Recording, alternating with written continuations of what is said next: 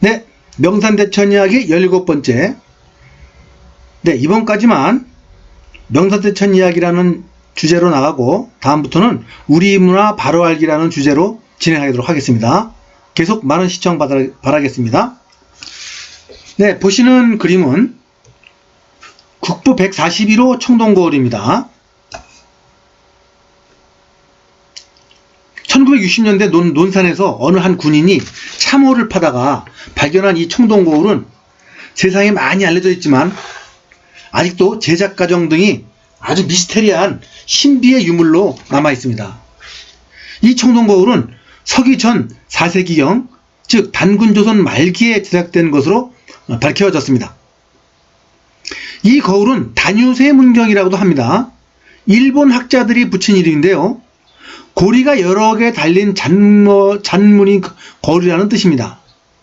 가운데 보이는 두 개의 고리는 끈으로 묶어서 목에 거는 장치이고 겉에 수많은 잔무늬가 있는 것이 보이죠? 그래서 잔무늬 거울을 한자로 해서 단유세 문경이라고 일본 학자들이 이렇게 이름을 붙였습니다.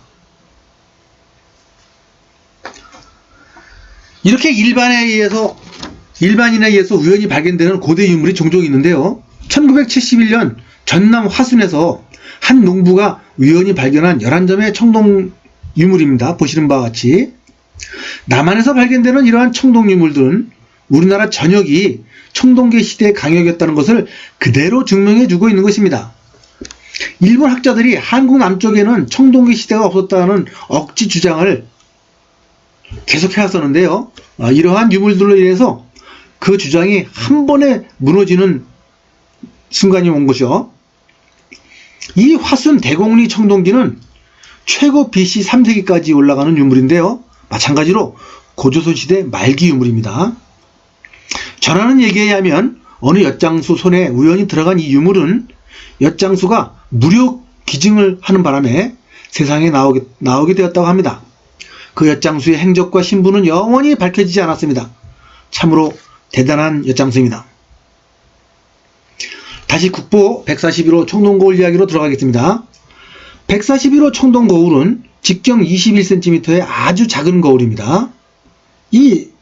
21cm라 그러면 그렇게 작은 건 아니지만 또 크게 큰 것도 아니죠. 청동거울 중에서는 보통의 크기입니다. 우리나라는 물론이고 만주 지역, 고조선 강역이었던 곳에는 많은 청동 거울이 발견되고 있죠. 이 작은 면에 국보 141호 청동거울 작은 면에 13,000개나 되는 줄무늬, 보시다시피 13,000개나 되는 줄무늬와 100개 이상의 원이 그려져 있습니다.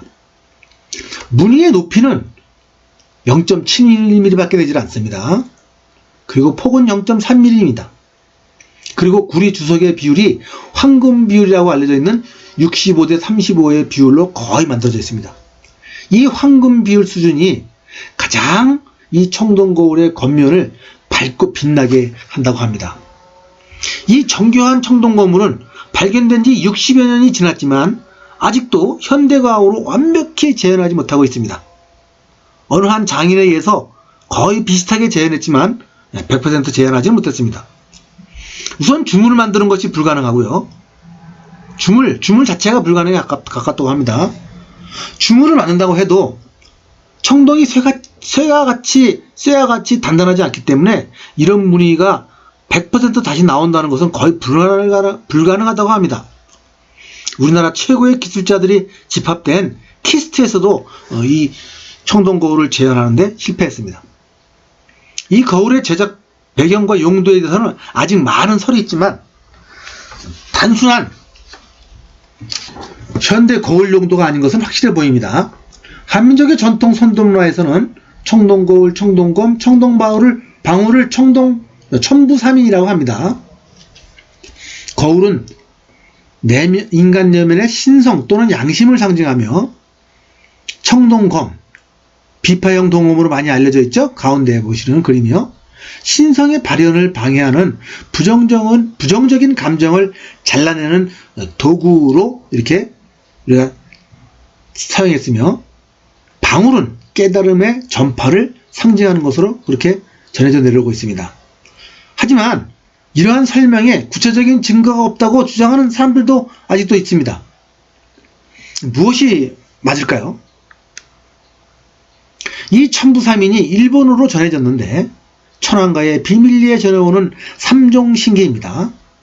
삼종신기는 일본의 시조인 아마테라스 오미카미가 일본 천황에게 전해준 것으로 알려져 있는데요. 지금까지 한 번도 일반에게 공개되지 않았습니다. 이 삼종신기는 천황가의 권위이며 혈통을 상징합니다. 청동거울의 비밀을 푸는 몇 가지 열쇠가 있습니다. 1971년 보시는 바와 같이 공주 무령왕릉이 발견되었습니다. 공주 무령왕릉입니다. 무령왕릉에서 수많은 부장품과 함께 청동거울이 또한 발견되었습니다. 이 청동거울은 무령왕릉이 가슴에 걸었던 것으로 밝혀졌습니다.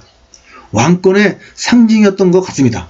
국보 161호로 이렇게 지정이 되었습니다. 일본은 전국에 약 8만 5천 개의 신사가 있습니다. 이 일본 신사에 이 청동거울의 비밀을 푸는 열쇠가 있습니다. 일본 신도는 그들의 강력한 중심 철학입니다. 일본 2세 신궁이나 큰 신사 본전에는 대형 청동거울이 보시는 바와 같이 모셔져 있습니다. 태양신 아마테라스 오미카미의 상징물인 것이죠. 신성의 깨달음을 상징하는 한민족의 문화가 청동거울로 전해졌는데 시간이 흐르면서 무령왕릉의 그 청동거울 보셨죠? 왕권의 상징 또는 일본의 그 삼종신기 권력의 상징으로 변질되었고 일본에는 또 신사의 태양신 문화로 이렇게 지금까지 전해져 내려오고 있는 것이죠. 한민족의 경전 천부경에는 우주 만물은 1에서 시작되었다고 되어 있습니다. 이 1 또는 한, 이 세 가지 모습이 천지이라고 설명하고 있는 이 천부경은 깨달음의 위대한 글입니다. 이것과 청동거울의 관계는 무엇일까요? 이 1을 순수한 우리말로 한이라고 합니다. 한은 모든 만물의 근원이고 근본이며 고향입니다.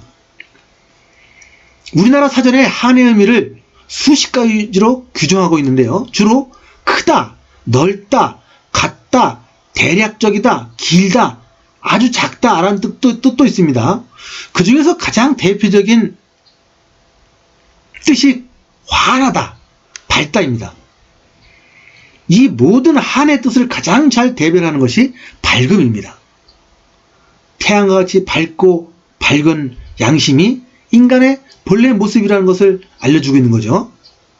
보이지는 않으나 빛 같은 존재가 바로 인간의 본래 모습입니다. 이 인간의 본래 모습을 청동거울로 표현하였고 천부경에 보시는 바와 같이 본신본 태양 악명 인중 천지라는 말로 표현한 것입니다. 네, 청동거울은 한을 보이는 유물로 이렇게 만들어서 인간의 본래의 모습이 밝은 양심이라는 것을 우리 조상들이 알려주려고 우리에게 그것을 남겨놓은 것이죠. 천안의 국학원 본원에 오시면 1층 로비 정중앙에 우리나라에서 가장 큰 천부경 글이 있습니다. 가로 7.5m, 세로 4.5m의 천부경 벽본을 보시기만 해도 치유의 기운이 있다고 하는데요. 시간 내서 꼭 한번 방문하셔서 관람하시기 바라겠습니다. 입장은 무료입니다. 감사합니다.